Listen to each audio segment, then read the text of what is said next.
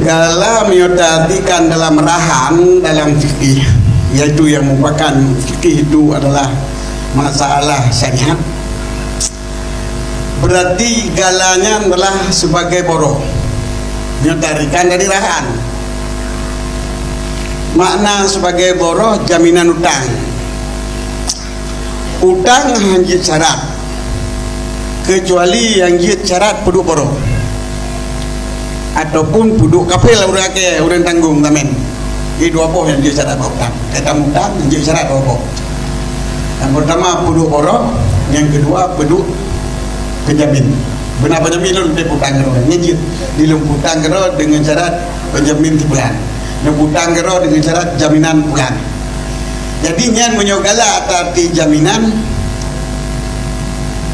Nyo arta yang dapegalanya adalah mantang milik urang po barang ke urang po peng.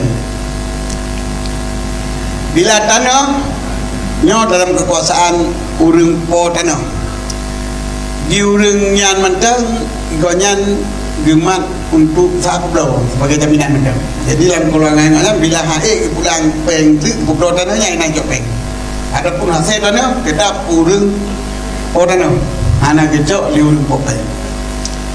Bila tak syaratkan ke urang popeng, nyo melanggar dengan syariat.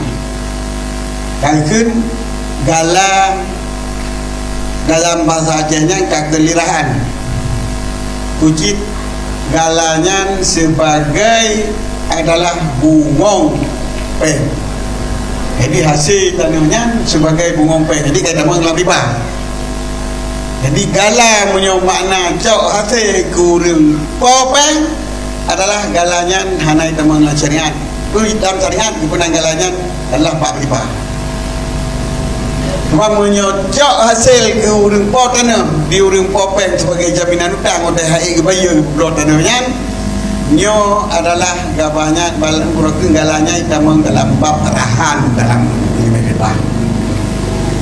Maka dah itulah yang kecok galanya sebagai rahan, yaitu hasil jo kurung popeng, kurung potana di urang popeng, wadah hang bayu tengah pukul tanah, cok peng ube payung tanahnya, ayum peng ube pengnya, yum tanah, yang lebih yum tanahnya ke pulang kurung potana.